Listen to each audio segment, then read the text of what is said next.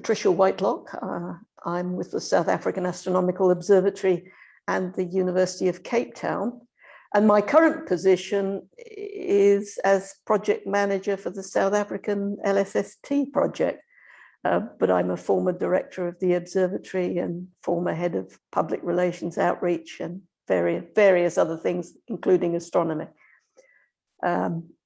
And I've been involved with the OAD really since the beginning, since Kevin put together the case for South Africa hosting the OAD, and I was on the first steering committee.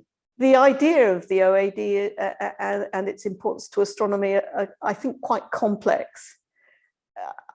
As from my perspective, the simple division is that people do astronomy and they finance astronomy for different reasons. And astronomy is now an extremely expensive activity with telescopes from space and very big projects on the ground, including big projects in places like South Africa. And the reason that they're financed has to do with national prestige, technology transfer, inspiring people to do careers, to take up careers in science and technology. But the reason that people do astronomy is very different, and in general, and again, differs very much from one person to another. But for many of us, it's a calling. It's something that is extraordinarily exciting. It's the equivalent to exploring, I guess, in the old days. And many astronomers just have an insatiable desire to know and to understand. But if we're going to go on doing astronomy and we're expecting people to pay the large sums of money that's involved, then we have to do something for society, and society needs to understand what it is that's going on in astronomy, why it's going on. But it's broader than that. And I think this is something that applies to other sciences, but more obviously to astronomy, because astronomy is not obviously useful. It doesn't build better planes, not obviously so anyway. So using astronomy in ways that can benefit society is incredibly important. And the whole idea of astronomy for development is using astronomy to do things that can influence perhaps particularly underdeveloped groups within society, but also countries that are less developed. Well, I do remember us strategizing. I think one of the very first strategy meetings that we had at SAO involving you, Kevin, Ian Corbett, George Miley, Phil Charles, Kotsu Makele. I'm not sure whether Kaz was there at that stage, but where we came up with the idea of astronomy for a better world as the vision of the OAD. And I think that's fundamentally what it's all about, making the world a better place through astronomy by inspiring people and using astronomy for diplomacy, for social development in numerous ways, also obviously for education, particularly for science education. And we see the need with that in particular at the moment with the pandemic in progress, that understanding of what's possible and what isn't is something that astronomy can really lend a hand to. But I think the OAD's great achievements are in involving people from a huge range of cultures and backgrounds and languages, and getting them to talk to each other. So particularly human understanding. I think perhaps astronomy, because astronomy doesn't obviously generate money, it's not as controversial for people to talk about and to share ideas in astronomy as it is in other fields where they feel they're getting or losing a financial advantage. And one of the most important things that astronomers and people involved in astronomy can do is to share ideas, share ways of looking at things, and to solve problems together. Solving problems is better if you have people from very different backgrounds, very different approaches, very different cultures. And I think the Office of Astronomy for Development helps bring together those kind of people who really want to solve problems. I'm not really the right person to ask about the last decade, because I've been only involved in the OAD in a small way through the Southern African node of the OAD, mostly in the last decade. And the Southern African node is definitely not one of the most successful aspects of the OAD's activity. I think there's potential there, but there's an awful lot to be done before things really start to work. I think opening up, how many nodes have you got now? 11 nodes? Yeah, it's now 11. 11 nodes all over the world. There are still places where you can maybe do more. Particularly in Australia. They have a lot to offer, I think, and it'd be a challenge getting them involved, but I don't see any reason why they shouldn't. But I think getting people from South America, from all over Europe, Asia, and even now from North America has been a huge success. And getting them to work together, keeping them together will be a challenge for the future. I've been particularly interested to see what's happening in the United States, and this digresses slightly, but it certainly, I'm involved in the Rubin Observatory, and I recently attended a community meeting there where we had a workshop on anti-racism. And one of the young men, a postdoc, said he had been told when he had failed to get a job that he had specifically not been taken because he'd said one of the things that he wanted to do was to help people with things like programming problems and so on. And they weren't interested in somebody who wanted to help people. They were interested in people who wanted to do research, and that was all. And that the Rubin Observatory is not like that. It's very interested in integrating people from different racial backgrounds, particularly in the US, but also people from all over the world. And that is the kind of thing that I think the Office of Astronomy for Development really can make a difference in encouraging people who want to help each other. And it's amazing how many of those there are, so that they become the majority, and that the groups of people who say, oh, we're only interested in people who want to do research, become very, very much less dominant in the field. I think that there was not a lot of difficulty in convincing the IAU. After all, the whole idea dates back to 2009, the International Year of Astronomy. And your own activities, Kevin, in that, in astronomy for everyone, involving Africa. I think the IAU were perhaps quite shocked by the level of interest in astronomy in the International Year of Astronomy.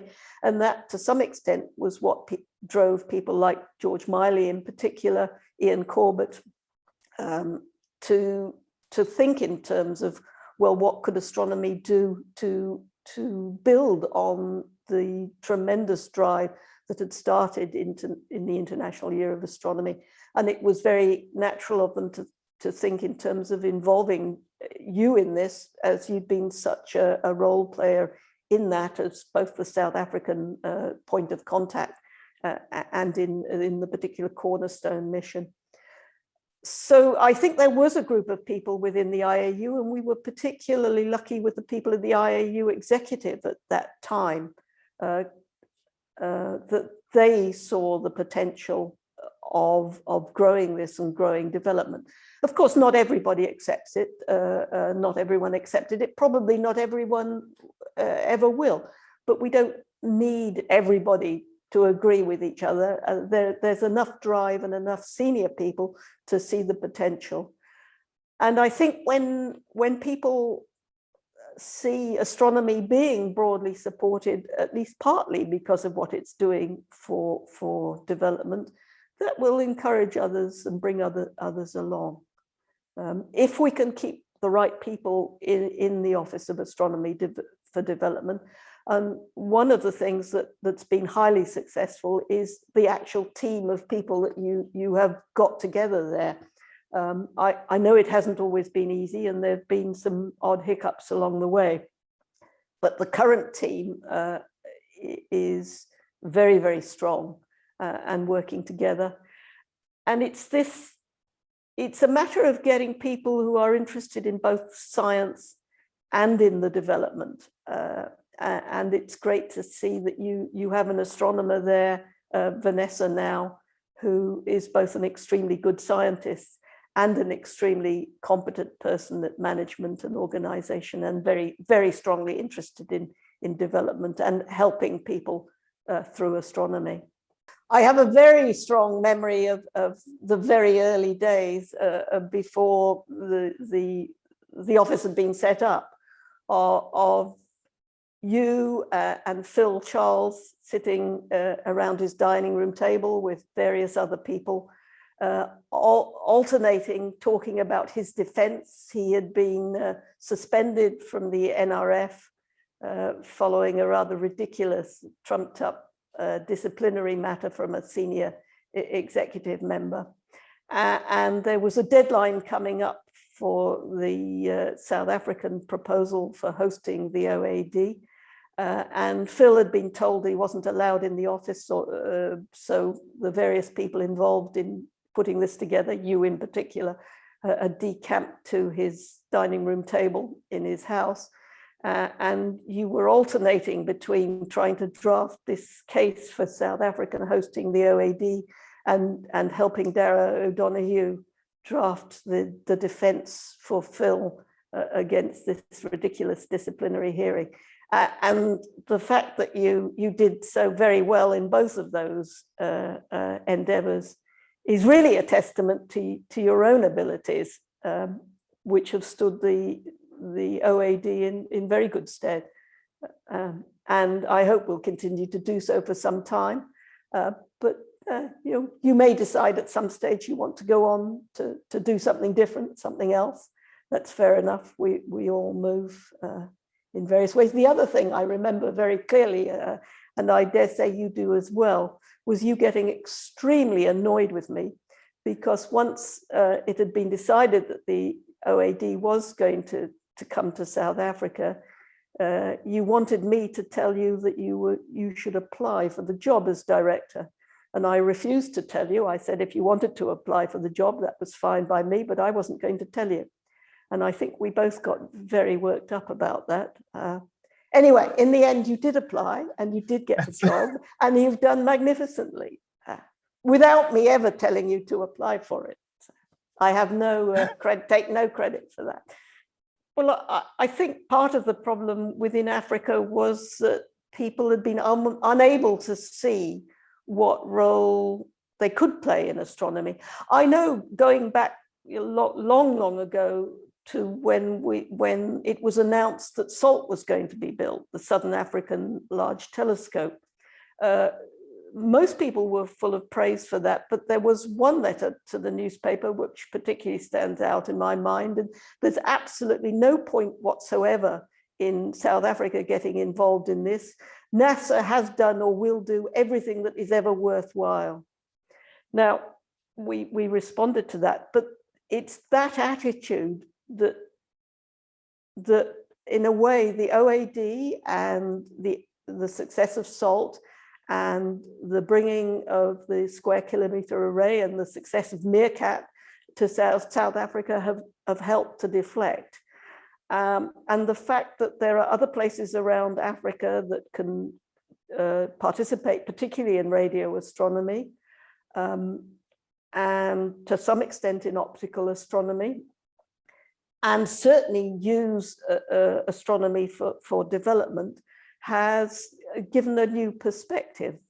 And I know the OAD and you personally have been very involved in getting the African Astronomical Society to actually function. I mean, that also suffered from several false starts. But I think having the OAD in place recently has helped get people together, helped them to see some possibility of what astronomy actually could do for their societies. And of course, the OAD, as you know better than everyone, is about astronomy for development. But once you start talking about astronomy for development, you also start to talk about astronomy for its own sake. And astronomy is the greatest adventure that any human being could participate in. I mean, I'm prejudiced in that respect. I've been paid to do what I think is an absolutely wonderful job all my life. And I think it's wonderful to see young people from Africa, particularly from South Africa, but we're also seeing people coming from elsewhere in Africa who have an opportunity to take part in this exploration, to add their perspectives, their knowledge, and to help build astronomical knowledge. And I think that's also a very important contribution that the OAD is making to Africa. And I don't know, but I dare say that similar things are happening in South America and in other relatively poorly developed places as young people get to see the excitement of looking at the stars and understanding the universe, understanding where we came from and how we're evolving. I hope the next General Assembly coming to South Africa will be a fantastic thing for the continent. Let me try that again. I hope the General Assembly coming to South Africa will be a phenomenal opportunity. I'm only hoping that the pandemic will not continue long enough to really divert us from that, and that we will actually all be able to get together face to face in Cape Town. It's not absolutely clear that that's going to be easy. Neither is it absolutely clear that in certain ways that it's going to be desirable. I mean, as we understand more and more about climate change, and we see just how bad things are now and just how bad things are for Africa, people will want to travel less. They will feel obliged to travel less just in order to not increase their carbon footprint. So I think we're going to have to be very imaginative about how we deal with things when the meeting comes to Cape Town, and probably go for a hybrid meeting with some things done virtually and some things done face to face. Fortunately, we're getting lots of practice at doing things virtually, so I hope we'll be really good at it by then. I'm sorry that I think I actually do think that there's a sort of huge numbers of people traveling for meetings. In some ways, we'll just have to go if we're going to save the planet. I'm sure the potential for the future is there. It becomes complex. It's not easy to expand small operations to become big without destroying sometimes what's at their heart. And at the heart of the OAD are the team that operates it. And it's not so easy to see how that's going to expand. Resources have always been one of your problems, and I think you've done extremely well with minute resources. But obviously fundraising, if things are going to expand, will be crucial, and you will need the full backing of the IAU to do that. And the IAU has many issues that it would like to raise funds for. So I'm hoping they will be prepared to focus some of their efforts on the raising funds for the OAD, and similarly for the NRF. There are also huge challenges to do with the sort of commodification of science and astronomy in particular, the desire to treat us all as if we were no more than producing cool drink or dog food. The way the bureaucracy increases and the way that everything has to be treated as a business is, I think, one of the things that, in a sense, astronomy and astronomers and the OAD can help combat. But that's not going to be easy either. So you have your work cut out for you for the future. I don't think that there's ever going to be an absence of work, but perhaps continuing this diplomacy business of helping people see each other's perspective, of bringing people together, is one of the key things that you can do for the future. And all the best of luck. It's going to be fun.